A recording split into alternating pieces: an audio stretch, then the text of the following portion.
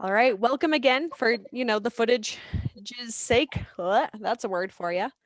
To Helicon West. It is April 22nd, 2021, and perfect outside.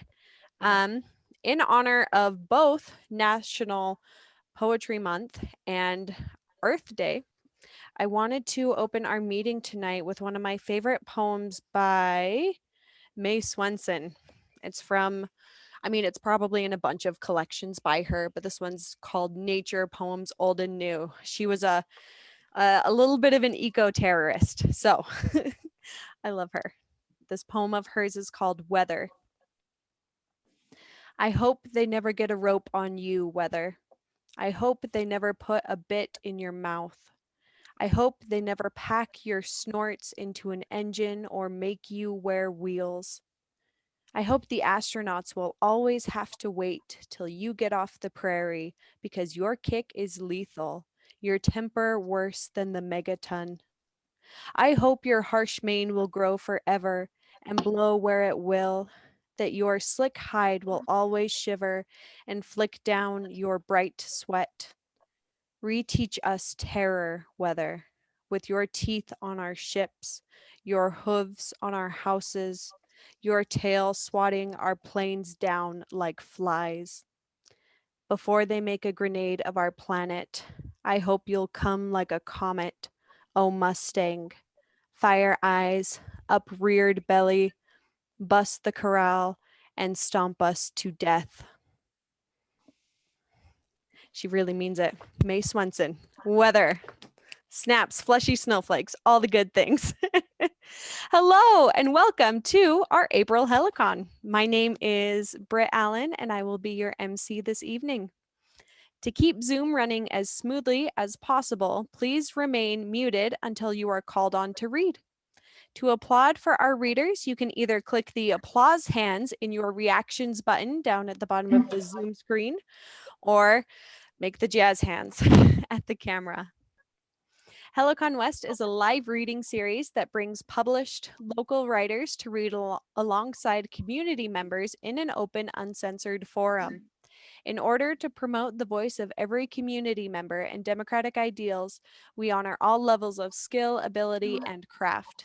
In addition to featuring published authors to give the literary arts more exposure in Cache Valley and its surrounding areas, we invite and celebrate aspiring writers from every walk of life to find and share their voices with us. We are committed to the causes of inclusion, accessibility, and representation in our writing community. I would like to thank our sponsors, the Bear River Heritage Area, the Logan Library, Sugar House Review, the Utah Humanities, our patron saint, Star Colebrook, the USU English Department, and especially tonight, the USU Inclusion Center and Sarah Timmerman, who brought our fabulous, fabulous readers for us.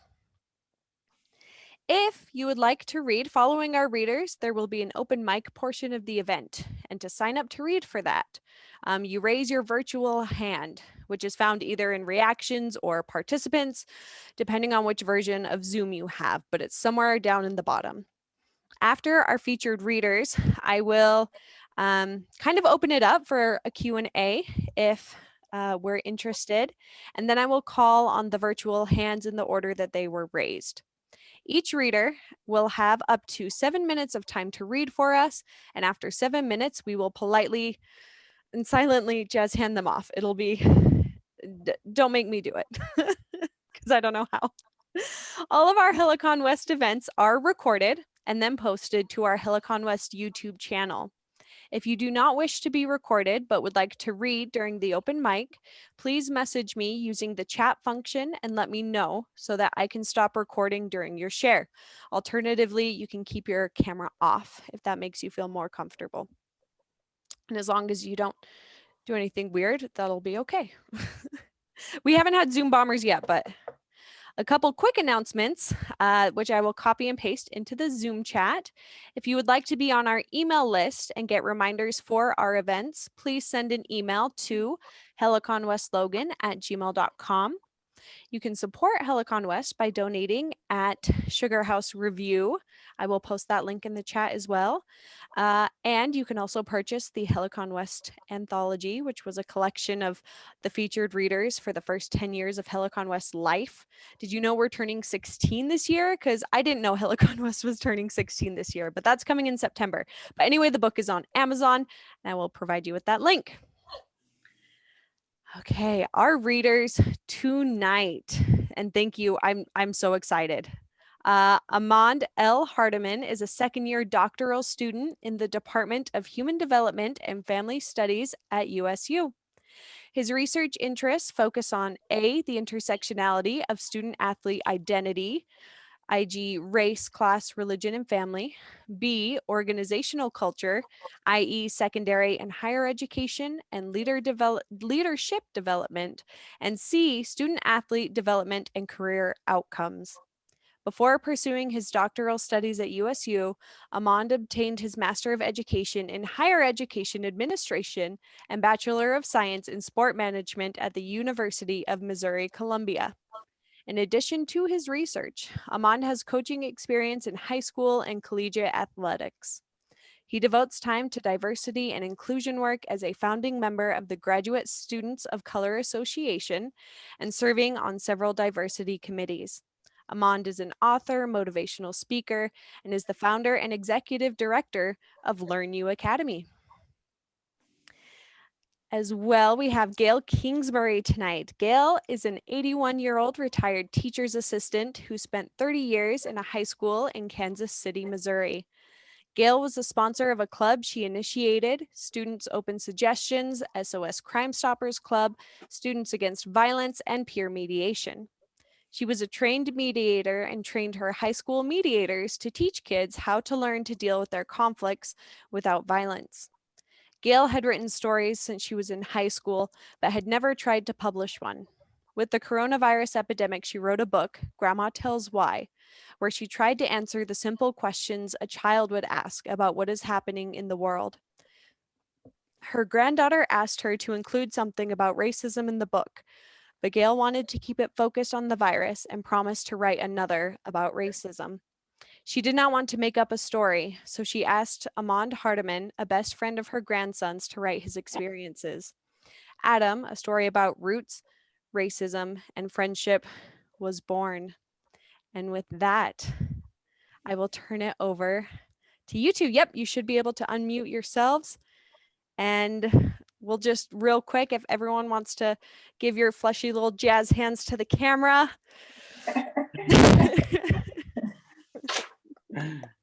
Perfect. Thank you. Welcome. It's good to be here. Thank you. Happy birthday. So I think I'm going to start.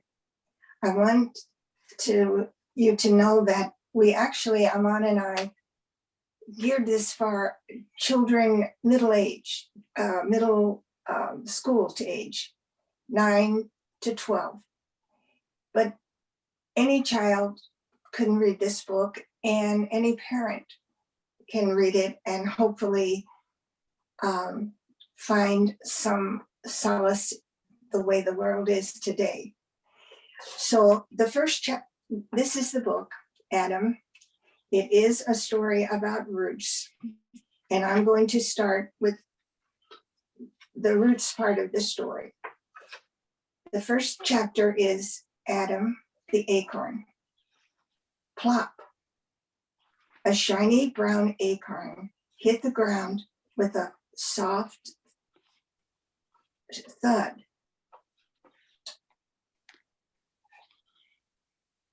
Around Adam, I think I better put my glasses on, Amand.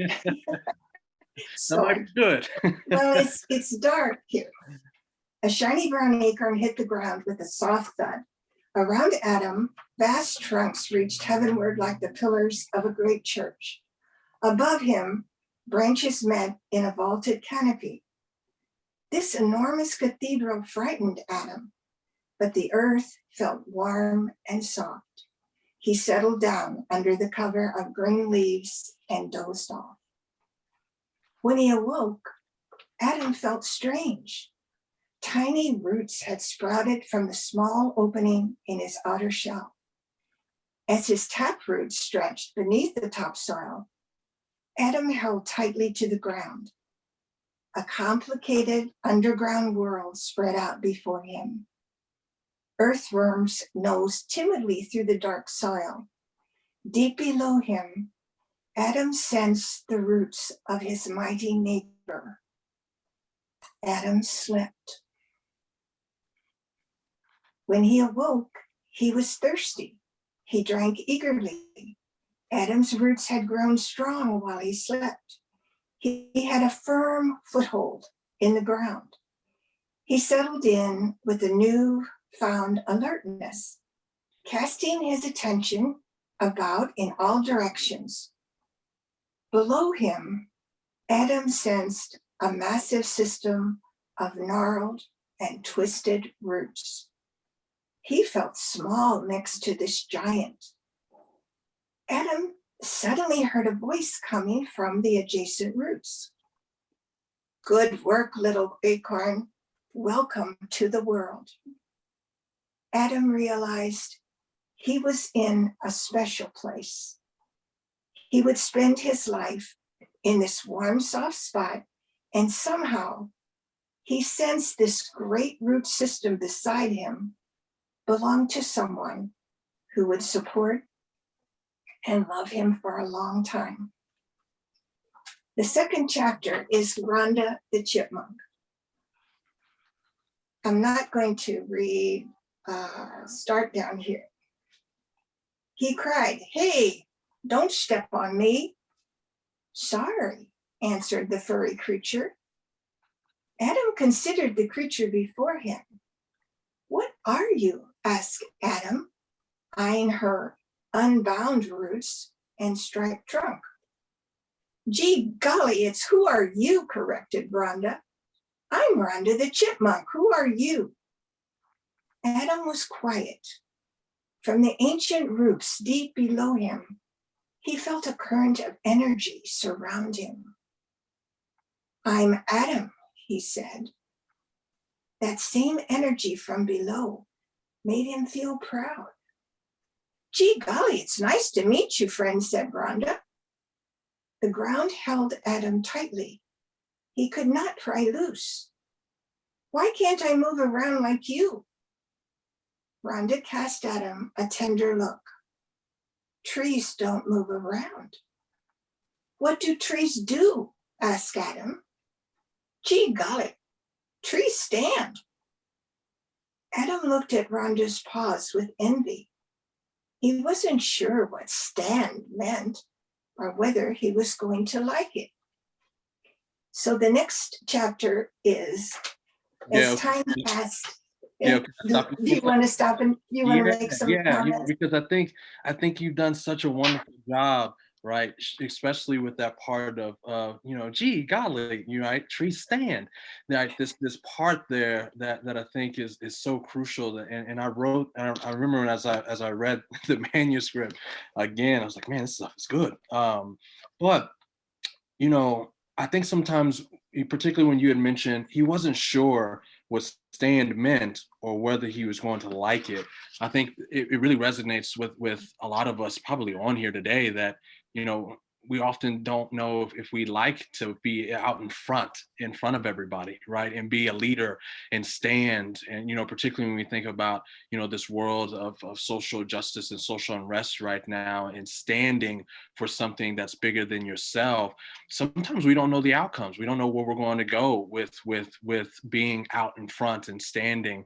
And so as I read that resonated with me, and I thought, man, Gail did a great job with representing, just this nuance of this discomfort with standing, because I think that we do struggle with standing, particularly for things that we know is right. So I didn't want to slow your train down, but I just wanted to bring attention to that you represented that so well.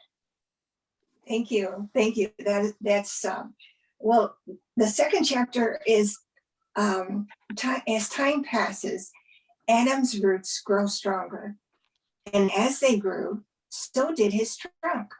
From his branches, green leaves sprouted, wide and shining. And yet, the higher Adam grew, the more he could see. The more he could see, the more he wished to move about. He bent, wiggled, pulled, but still he could not budge. His roots held him stubbornly to the ground. "Why are you trying to pull your roots out, Adam?" asked the giant oak tree beside him one day, as Adam creaked and groaned in a futile attempt to rend himself from the ground. "I want to move around like Rhonda the chipmunk. I can hear a string. I want to see it. I want to feel the soil of new places on my roots. I've only seen the sun through the veil of your branches." The ancient tree sighed.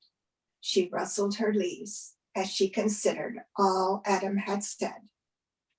She pointed with her branch at a large tree stump. "This stump was your grandmother, as I am your mother. Our roots, though they hold us to the ground, will keep us standing when the seasons change and the wind and the storms try to bend us down. The hollows in our trunks will shelter families of squirrels. The crooks in our branches will support the sparrow's nest." "What happened to your grandmother?" whispered Adam. "Humans came. They cut her down. They left the stump you see. But the roots are here. They have supported me as I am supporting you. We have our own neighborhood under the earth. Nothing can destroy. Someday, you will be a tall oak tree, maybe even as big as me. And no matter what happens, my roots will always remain." Adam wanted to tell his mother, he wanted to tell him more about humans, but he felt a tickle on his lowest branch. A tiny green caterpillar crawled up and settled on one of his leaves. "Hey, what's the big idea?" cried Adam. "I've been eating and eating, and I'm so tired," the little caterpillar squeaked. "I can't crawl one more inch. May I rest here, please?" It felt nice having someone close to him. He asked, "How long are you going to stay?" "Just long enough to get some sleep." So Adam held very still. The fuzzy little creature wove into a cocoon and disappeared. Days passed. Adam tried to shield the small visitor from too much sun and from the wind. It made him feel very important to think the little caterpillar had chosen him to protect her as she slept. Did you want to comment something, Amand, or should I go on? No, I did actually. I found it interesting. Again, Adam's having this nice graph of his identity, and I think that's a cool piece, right? We see bits and pieces from your writing where he's struggling to identify as this tree. He wants to be somebody else, and again, I think we all can resonate with that. Where there's times where we emulate someone else's life, or there's times that we're like, I just wish one day I could be like that person, or I wish that I could do what this person is doing instead of what I'm doing, and not appreciating your own life and the greatness that you have within your own self. So I love that piece there. But I'm interested, why did you write in that tone there? I'm curious about that, because that was something, as I've read this book obviously several times, I really asked smiling, but I never did. I never once asked, why did you write in that tone, particularly about Adam grappling with his identity? Because children do. When I'm thinking about the middle school children, it's the time of their lives when they are struggling they want to be on a team that's the high school team. They want to drive cars. They want to be doing the things that the older children are doing. and they can't. And their roots hold them hold them back. They have to grow. So and Rhonda is important throughout this story, and she gets more important as we go on. Okay, the next chapter is our little cocoon is going to wake up. One morning, the cocoon stirred. Adam felt a rush of excitement. His visitor had been sleeping for almost a fortnight, and he was eager to see his new friend again. The chrysalis split open.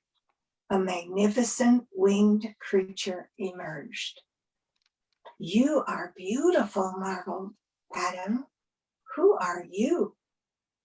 "I am Monique," she replied. She turned toward the sun and spread her splendid wings.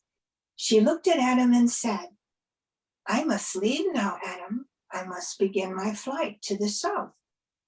"Please don't go. Please stay here with me. I'll keep you dry. I'll shade you from the sun. "No, Adam, I can't stay. I must go."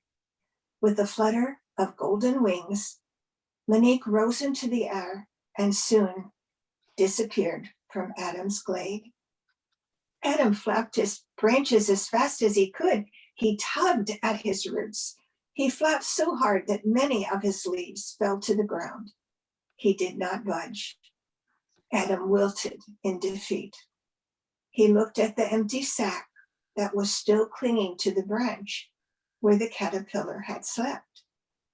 He was sad and lonely.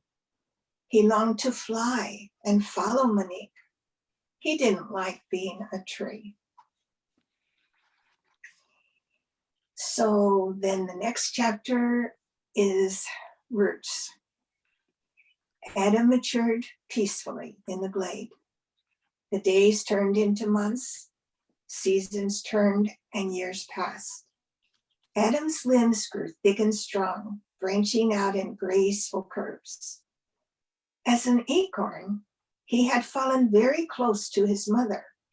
Her roots entwined with Adam's. Their roots had fused together over the years as she had nurtured him. As his mother had promised, their roots had helped him weather every storm. Adam asked her, "How many seasons have you seen?" The old oak answered, "I have seen many seasons. Some years brought fire that scorched the undergrowth and scalded even the highest branches of the tallest trees. Other years brought storms that toppled the redwoods that had stood for centuries. Still, others brought men with chains and axes." Adam wanted to hear more about men. Before he could ask, he heard a new sound, the crunching of heavy footsteps. "Wow, this giant oak is a beauty. How old do you think it is?" "Has to be a few hundred years, and probably worth as many dollars. This is the one. Hold the other end of the saw." Adam then heard a loud noise. Slowly, he saw his mother ascend to her new calling as gravity began to drag her to the earth. He shuddered and wove his roots tighter around his mother's massive roots. He held on until the noise stopped. Where the giant white oak had stood for years, protecting and shielding him from storms, now remained only a huge stump. Adam's branches began to shrivel and wilt. A surge of heat emanated from deep within his trunk. One of the men approached Adam, wiping sweat from his brow. He sat down and leaned against Adam's trunk and called out, "Reckon we can make it home by dark?" Adam did not hear the other man's response. He had turned all his attention to rending the heavy branch hanging just above the rusty logger. The branch began to tremble and then to shake. Then he felt his mother's roots contract around his own. Adam, be still, she said. I am still here. Adam obeyed. He clenched his roots around the great, massive system beside him. As his mother had told him before, there was a part of the tree that could not be destroyed. The roots remained. The roots would remain forever. What happened? My branches feel weak, but inside my trunk, I feel powerful. Your branches feel weak because you are sad. Sad because the loss of my branches and leaves which protected you since you first fell as a tiny acorn from my branches. That powerful feeling is anger. It's anger. I don't like this feeling. Anger is as old as the forest itself. It is a natural response to threats, and you have now experienced the threat posed by man. What will I do without you? Asked Adam, his branches sinking lower. Now that my branches are gone, you must shade the forest and protect the animals from storms. But I will miss you, sobbed Adam, as his branches continued to droop. I will always be right here. Our roots are connected, and we can never be separated. Never? Asked Adam. Never, said the roots. Gail, I think it's interesting. Yeah, go ahead. Give her some. Yeah. That was wonderful. That was wonderful. It's forceful, isn't it? I tell you what, that section right there, I've had the most people, adults particularly that have written the book and made comments, mention that has been the most tearful or the most emotional part of the book there. And looking at Britt, it must be something impactful about that section there that just draws this emotion out of individuals. I particularly, the part you said, now that my branches are gone, you must shade the forest and protect the animals from the storms. I can feel Adam, even though this is as like you said, we intended to write this for children, but the more and more adults that I talk to, it is so to adults' lives as well. When my grandmother passed, that's how I felt, right? That, now that she's gone, now it's my responsibility to now move on and protect and be a leader and to love, and it's daunting, it's scary. So yeah, this was a very powerful section. Well, the grandmother, there is no love among like a grandmother feels for her children, her grandchildren. You were blessed to have a wonderful grandmother that raised you. And somehow, I think somehow she was looking over us and asked me to ask you to help write this book. And so this next part of the story, I'm turning over to you because this part is from Amand. Okay. Well, let me back you up, because there's another. Yes. Okay. Go ahead. Another good spot there. You know how I am. Everybody that doesn't know me, I'm a talker, so I like to talk. But the section there, when Adam asked her, how many seasons have you seen? And the old oak answered, I have seen many seasons. Some years brought fires that scorched the undergrowth and scalded even the highest branches of the tallest trees. That section there, I wrote next to it, that our elderly are, these individuals that have seen the world many years and decades, are walking encyclopedia. remember when in the author's dedication, specifically dedicated to my grandmother for that reason, but in there I said that my grandmother helped me realize you do not need a doctorate to possess wisdom. She was a walking encyclopedia, right? And what do I mean by that is you don't have to have. And I'm working on a doctorate right now, and some of my friends and colleagues are on here, and I appreciate for attending. You all know how much work we do and how much we read and how much you do a day, how much reading you do a day, to know that the more you read, the more you really don't know what's going, you really don't know much. But you don't have to have this type of scholarly training, so to speak, as wisdom to have, an abundance of stories and knowledge to share with other people. And that's something that my grandmother had always taught me, is that, if you want to know something, go ask go ask somebody, go ask somebody that's older than you. And I think by that right now, those have, mothers they have a relationship with. I recognize that not everybody has a strong relationship with their families. But here my connection went unstable. Am I still good? Can I get thumbs up? Perfect, thank you. Yeah, as not everybody has healthy relationships with their families and so forth. But those that do, or those that are looking to mend, yeah, go talk to them. It is wonderful to hear the stories that our grandmothers and our grandparents have to share, because they've seen so many things, particularly those that are born in the 20th century. Man, you've seen so much transformation over our lifetime. So I definitely love that piece there.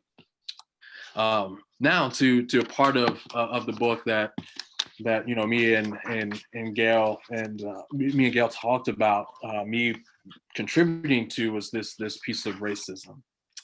And I want to give you a little backstory about how this even came about, because I'll put it in the chat though, so that everybody can go to it on their own time. But I wrote a poem last summer. Obviously, we know that George Floyd situation happened last year. We also know that it was COVID.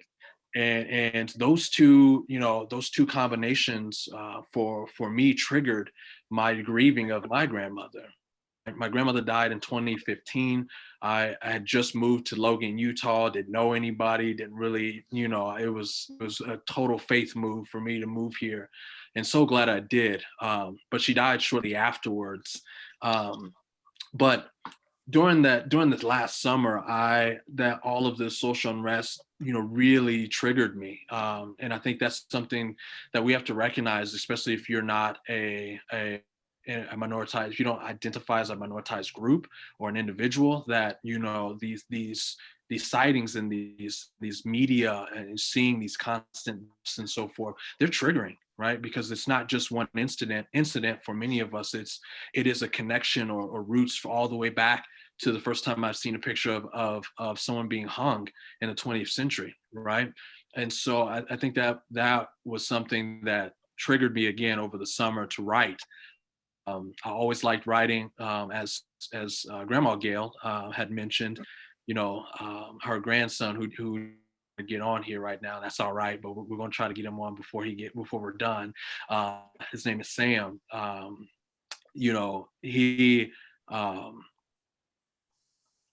He meant a lot to me growing up, and I was thankful that my grandmother allowed us to be friends. Sam is a white male. Obviously I'm Black, but we were two peas in a pod as little kids. And we've got some of his family is on here as well. Michelle and Millie are on here, and I've seen I grew up seeing all of them, and Grandma Gail. And so this book is very dear to me, because this is like a family book, almost, so to speak. But going back to my poem, I wrote a poem, and Grandma Gail read it, and she said, "Wow, Amand, I didn't know you did creative writing." And I brought Sam into the picture because Sam he's a great writer, extremely great, really good writer. And as a kid, I always emulated him. I want to write like him, And so I always loved to write because I saw him do it. And so that's an unspoken talent that I like to do. I even though in my daytime I like to write APA. Actually, I don't really like to write APA if I'm being honest, but I do. But that poem sparked this section of the book. And I preface that because I just want you all to know, where it's coming from and the emotion that was behind it. And so there's some characters in here that are also dear to my own roots that I'll share here in a second as I get started here. But I'll start where this character named Martin, runs into Adam in the forest here. He says, Adam felt something small but ferocious impact his trunk, right near the ground.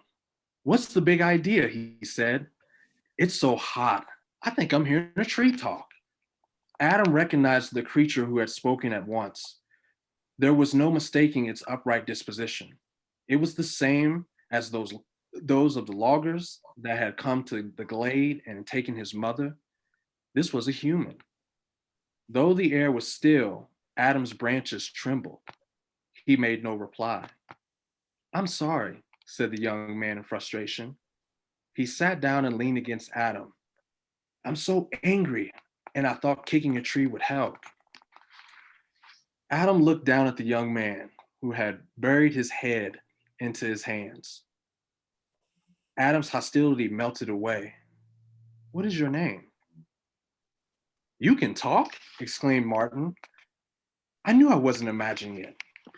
Now, just so you all know, Martin, I came up with that character, but that is my great grandfather's name. And so and I brought him in because as we were writing, or as I read a little bit of Gail's sections there, it reminded me of this vivid memory I had of seeing my grandmother take care of me and my sister, who's also on here. I saw her taking care of him at the end of his life.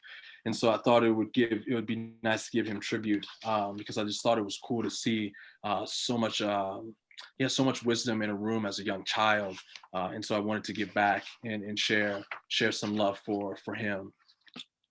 But as I continue here, it says, of course not. Have you never spoken with a tree before? No way. No, none of the trees in my neighborhood have ever spoken to me. I'm sorry to hear that, remarked Adam. My name is Adam, and my name is Martin, and it's nice to meet you too. What's bothering you, Martin? Adam asked. My grandmother died.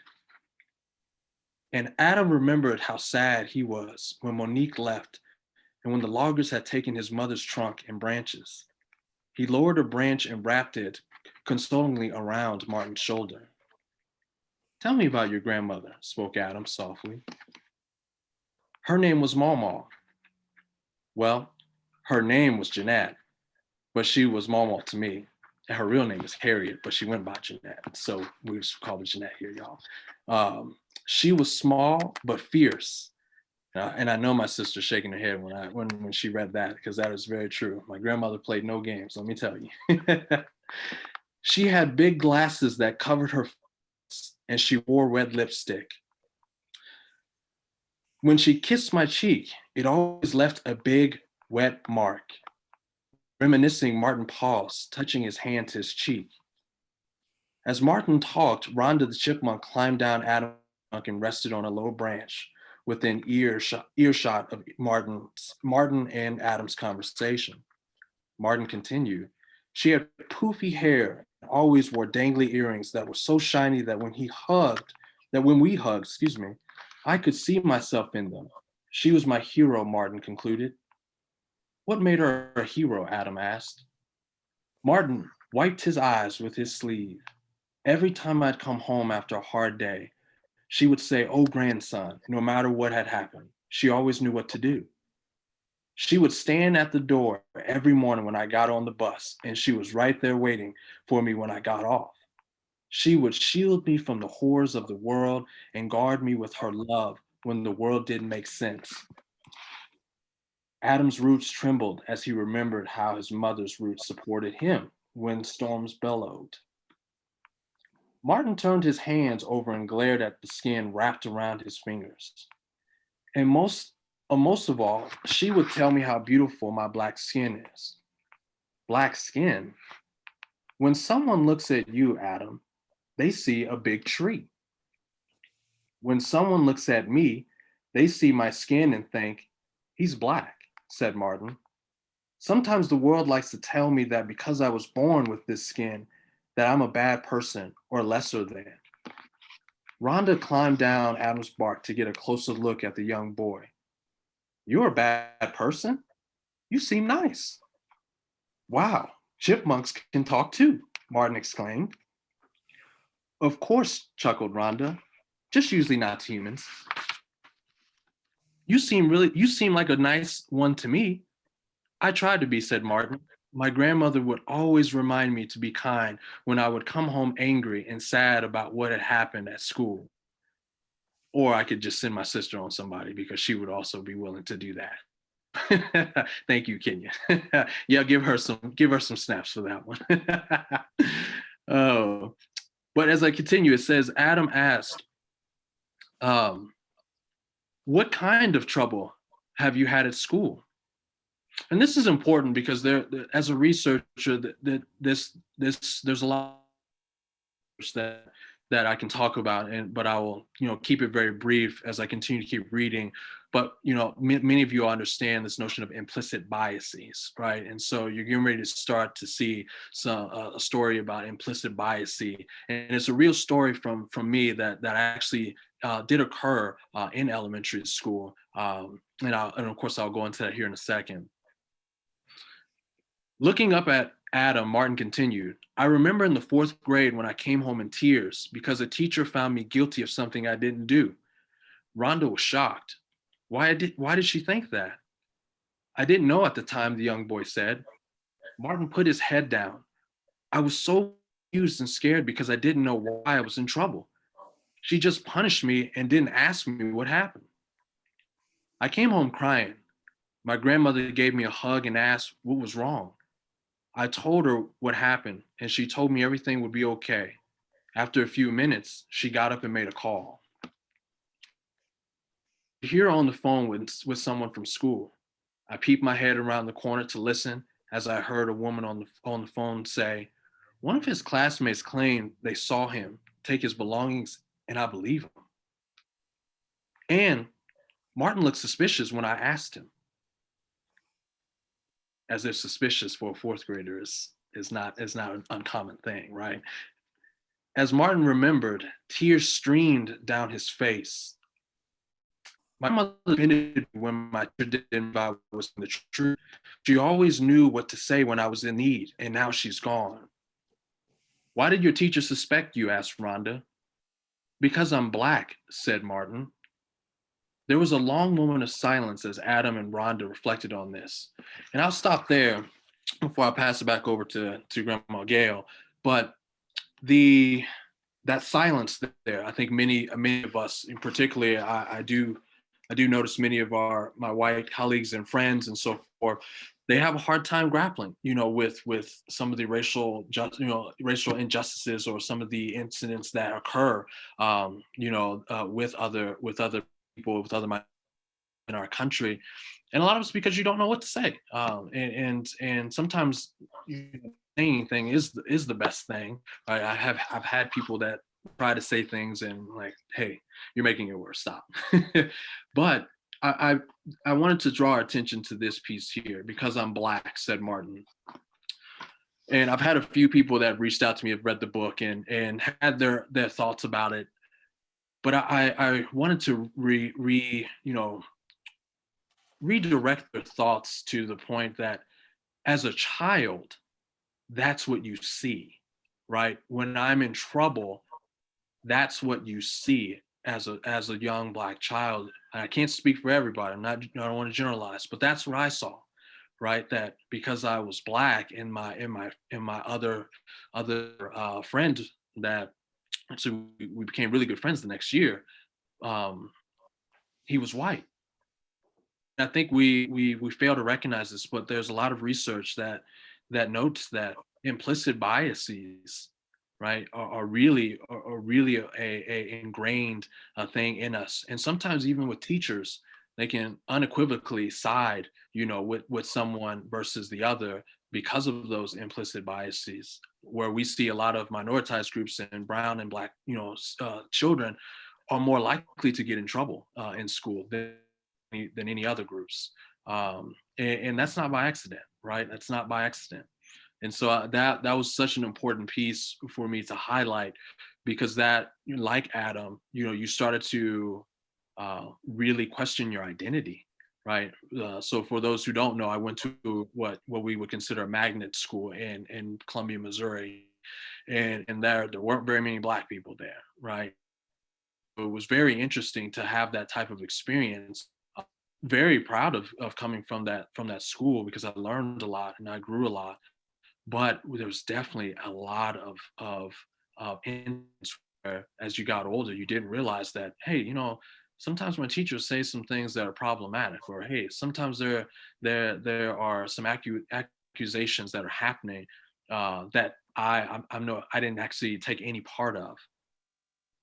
So I really wanted to dedicate that piece in this book to help people to grapple with that conversation, not with adults to adults, but the children to adults to children, where they can recognize, or they can start to ask these really difficult questions of what does it feel like to be Black in your school? What does it feel like to be accused of something that you didn't do? And really start answering these difficult questions, because the reality of it is we have a lot of the children that are being raised, right? Michelle's on, she's got a beautiful young boy. The reality is that there's more information that her young child can see in this world than I could. Rate and how in schools, those conversations have to happen in the home a lot more today, and they should have already. Social media today allows for these conversations to really be normalized, as they should be. Okay, I'm going to send it over to you unless you got thoughts. Okay, the next that was a beautiful expression, Amand. The next chapter actually is called The Virus. And of course, we all know what this is. Winter had been hard on Adam. The wind had broken many of his branches. Spring was his favorite season. But as he looked at all the young trees around him starting to bloom, he felt very old. Squirrels were building their eggs, birds were laying their eggs in the young trees around him. Adam felt sad. He tried to remember the good times. Adam felt a knock on his trunk. "I'm back." It was Martin, not a boy, now a young man. "What brings you back into the forest? I'm so happy to see you," said Adam. "I came for a hike," said Martin, with a sheepish grin. "It's about the only thing I can do anymore." "Why is that?" said Adam. Martin plopped down and leaned against Adam's trunk. "It's kind of hard to explain, especially to a tree. No offense. There's a virus going around. It's making people sick." "That's terrible," exclaimed Adam. "Is that why you can't do anything but hike?" "Yeah, it is," said Martin. "Well, mostly it is." Adam was silent. He could sense there was more on Martin's mind. Martin rushed on, eager to break the silence.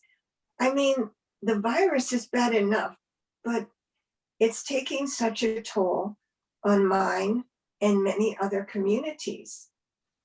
"Why is that?" asked Adam. Martin considered that, scratching his patchy beard irritably. "Some communities are hard-pressed for jobs, food, and taking care of their families. Not to mention, protecting our health has never been a priority of society. Many people of color disproportionately work on the front lines, which exposes us to the virus." Before Adam could respond, a little boy burst through the undergrowth and careened headlong into Adam's trunk. He bounced off and collapsed in a dazed heap. Martin stepped behind Adam so he would not frighten the little boy. Adam asked the little boy, "What's wrong, kiddo?" The boy's mouth fell open and he clutched his head. "I must have a concussion. I could swear that tree just talked to me." "I'm sorry to have startled you," said Adam. "I'm Adam. Who might you be?" "My name is Cedric." The boy stuttered between tremulous gulps of air. "It's nice to meet you, Cedric," said Adam. "What's the matter? Why are you crying?" The little boy sobbed. He buried his head between his arms and legs. "I miss my mom. She's been working late at the hospital ever since the pandemic started. She just called and said she wouldn't be home again tonight." Adam swelled with sympathy. He missed his mother too, and he knew how afraid Cedric must be of losing her to the virus.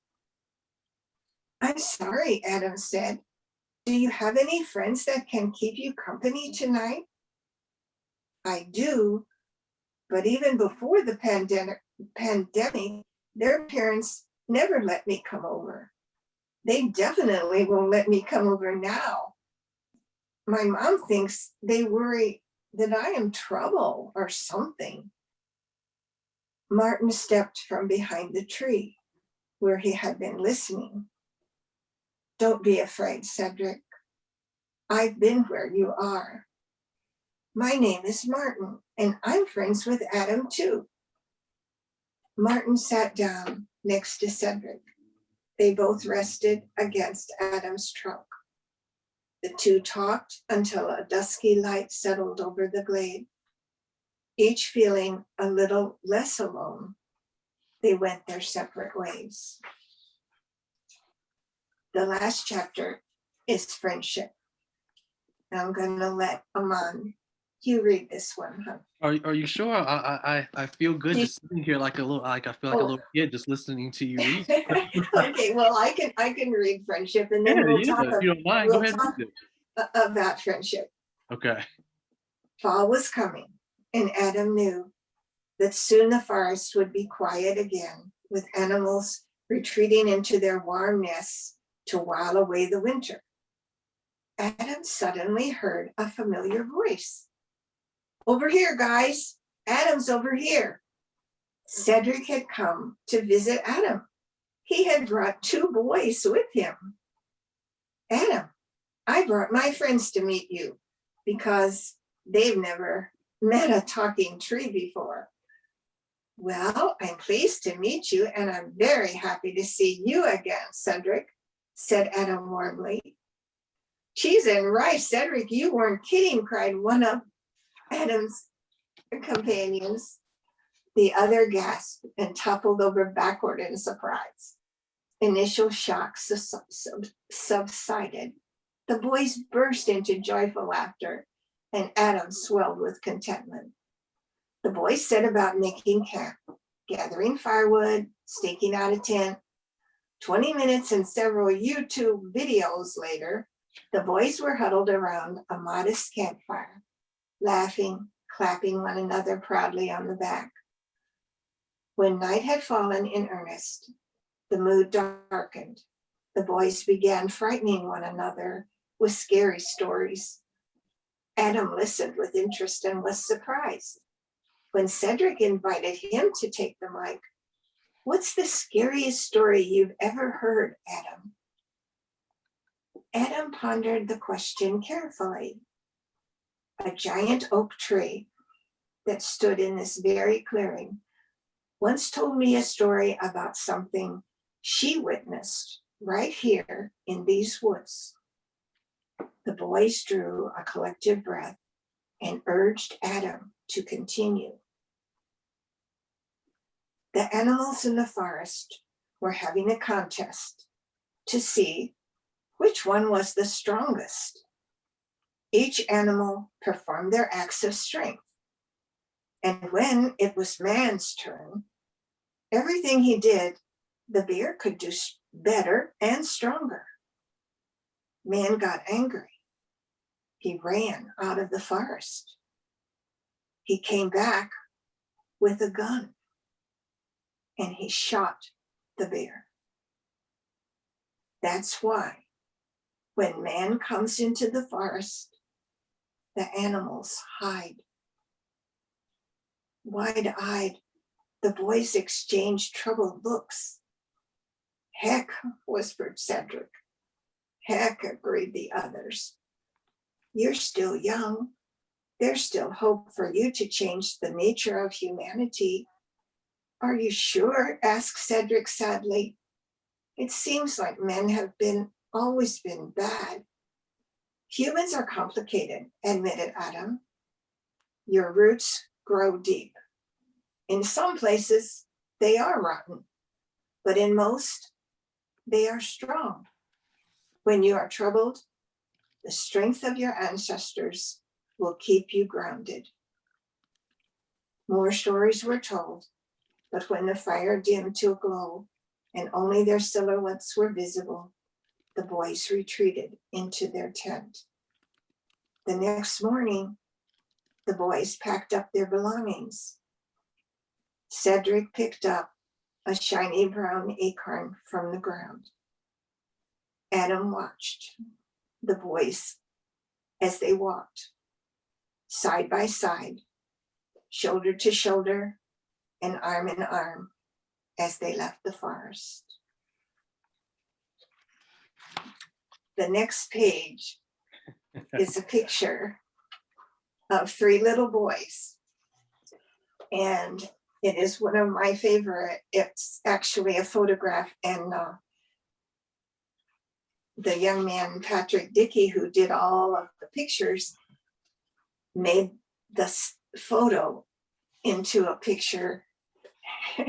Yes, it is Amand, Sam, and another little friend, Ray Lawrence.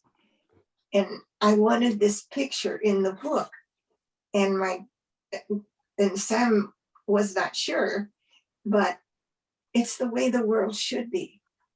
These three little boys grew up to be great friends, and well, Alana, I want you to talk about your friendship. Yeah, you know that I'll show the picture again in case nobody was able to see it, but that's the picture the picture.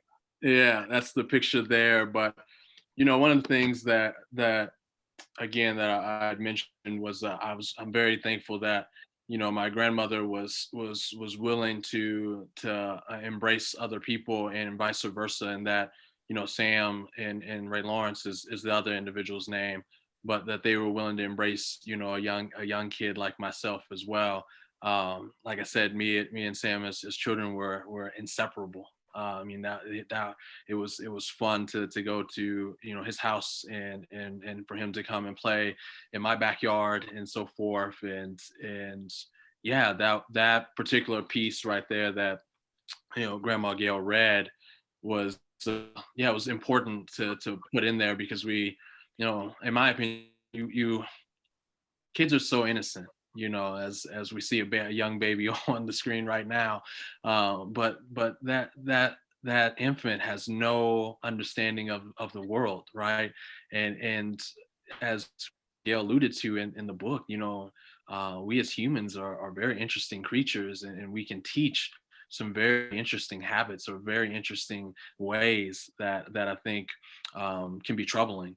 And so it was always something you know always gave me hope as I grew up, you know, and as I reflect on my childhood and you know being friends with Ray Lawrence and Sam, that you know children don't see color, you know, and actually let me back that up because we hear that all the time, like, oh, I don't see color. Yeah, you do. You know, kids see that, but they don't care, you know, and I think that's a better way of saying that we see color. You know, I don't want to sit here and act like we don't, and definitely kids I think do, but they don't care about that. and they don't care about the associations that come with that. And that's what I was, as I reflect back and think about Sam and his whole family, like they never treated me any different. They loved me like a son. I'd go to their home for 2 weeks every summer, and it was the joy of my summer because I got to go and hang out with the crew and the family. And that's something that, I love that we ended off on, is that they were able to walk away and feel the sense of belonging, the sense of love, the sense of connection as, 3 young boys. And more importantly, that Cedric was able to feel that love from Martin, because I think that I don't know why it's harder to love, but I don't feel like it should be. But that friendship that Sam and Ray Lawrence and I had as children really buffered a lot of my own, racial battles and my own struggles of identity that I started noticing a lot earlier than I think, a lot of children do. And I'm grateful, for them for being a buffer for me. So it was only fitting that we added that picture in there. And as Grandma said, very appreciative of Patrick and his illustrations, because it definitely adds some flair and adds some love and some energy to the book. So yeah.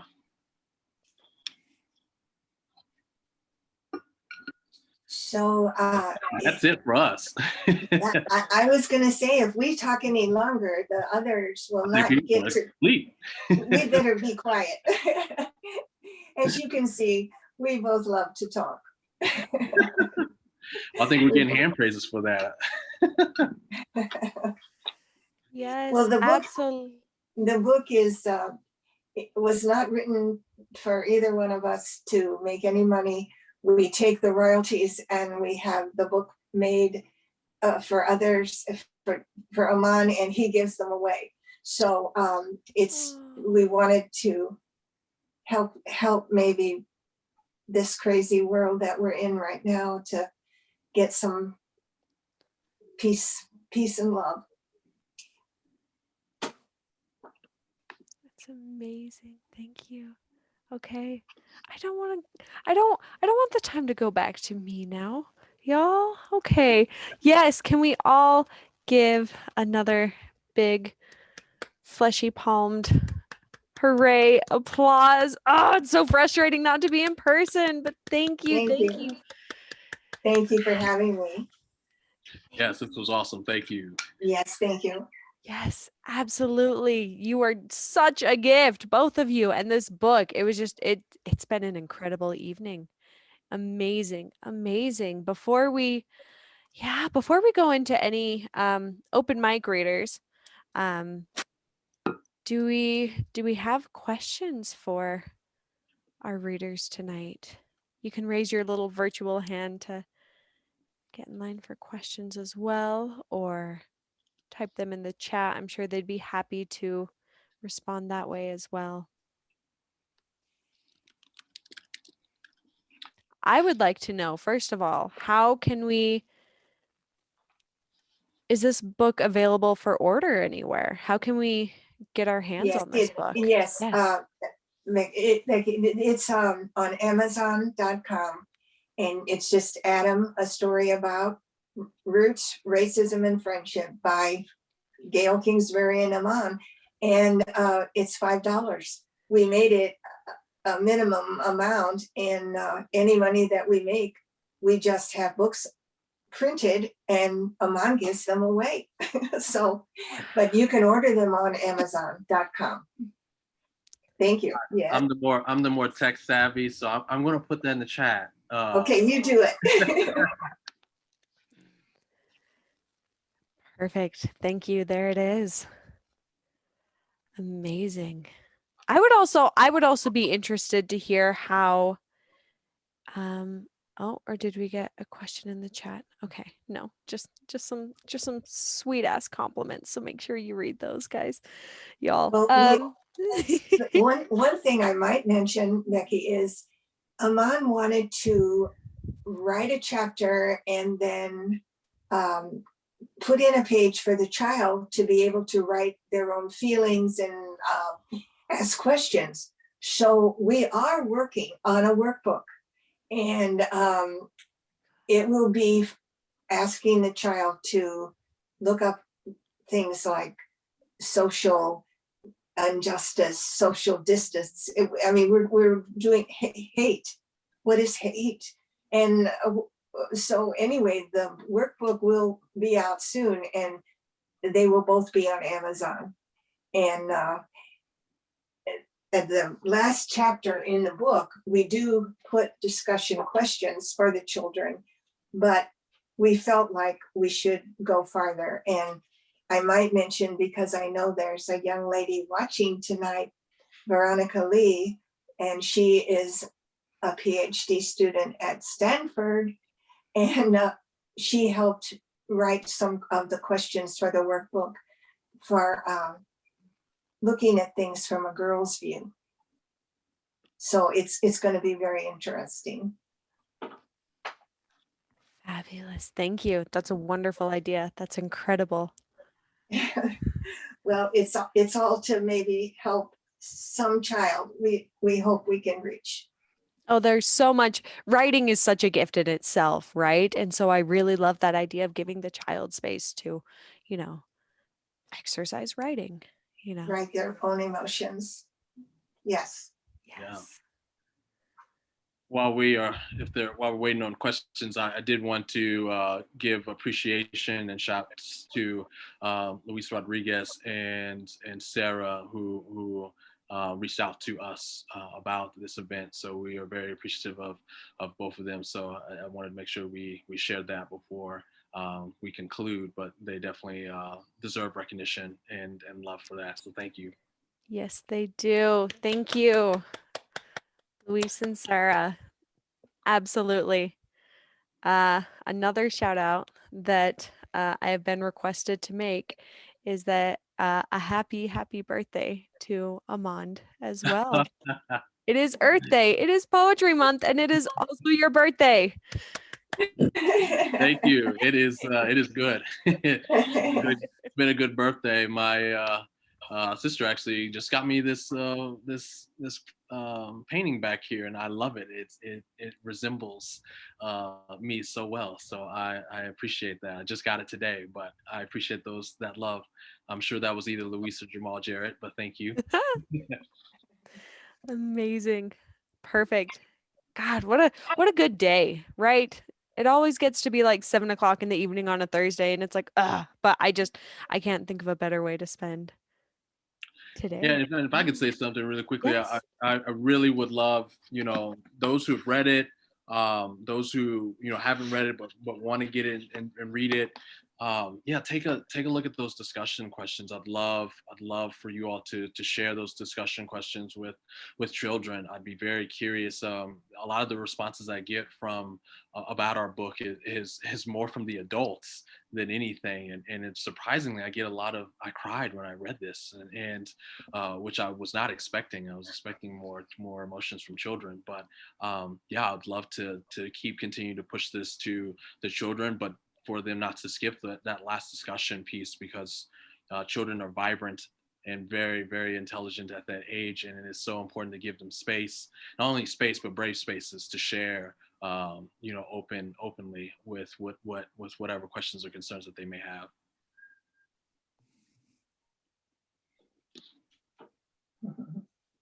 Absolutely. Okay.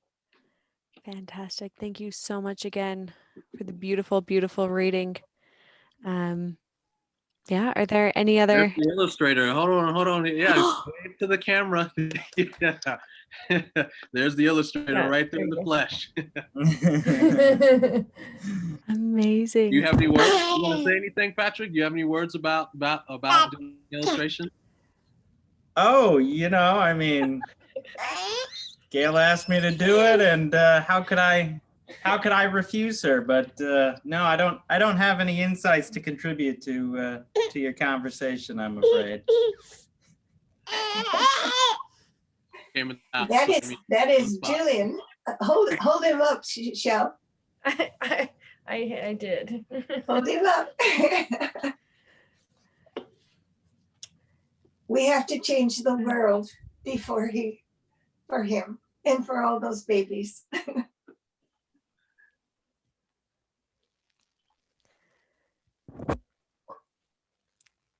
Okay. Thank you. Yes, thank you.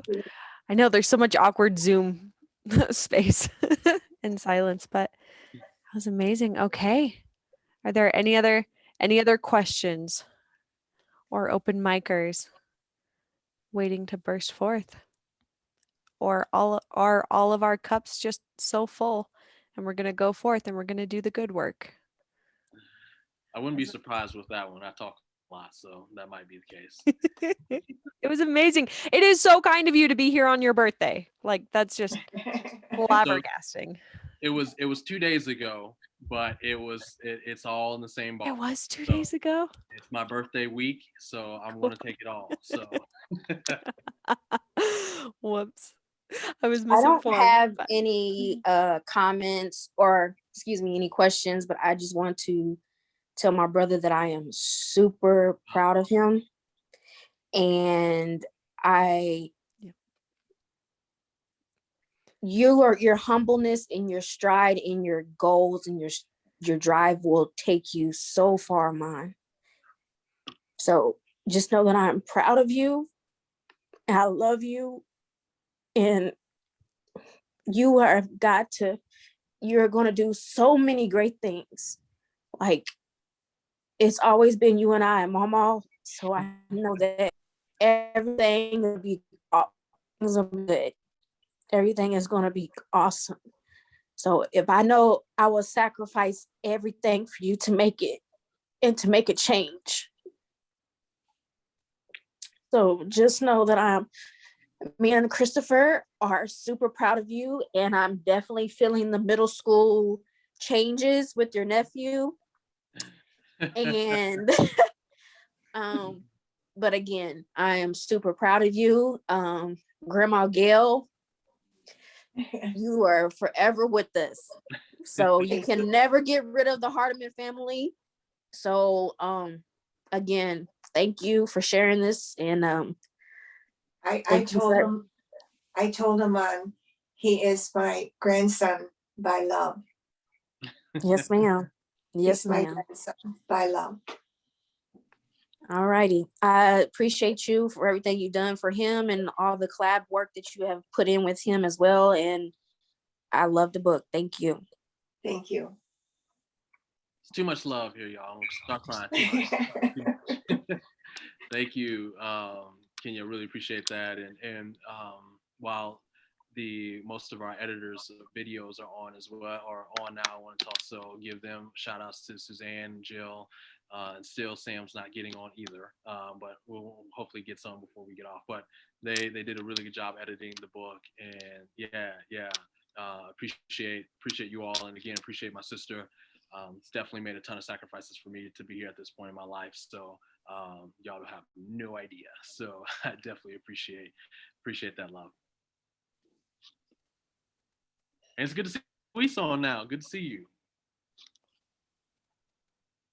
I just wanted to, for Amand's family and friends, close friends, I just, as part of the Inclusion Center, as part of the institution here, I just wanted everyone to know just how much of an impact Amand has made at our center, but also for our students that come in, that they get to talk to him, and that Amand gets to mentor alongside with the other graduate students of color, and they are making waves of changes at this university. And I just wanted to say just again how much we appreciate that work. I appreciate you. I definitely appreciate you. Thank you.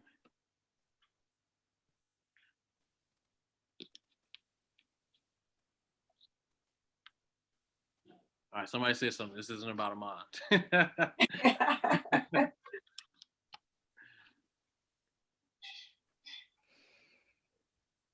I'll see if I can get Sam on.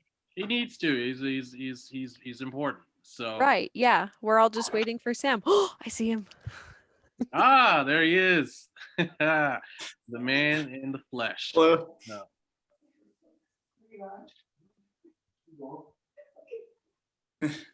It was an honor to be a small part of the editing process. And of course, a minor part in comparison to my sibling Suzanne, who's also on this call.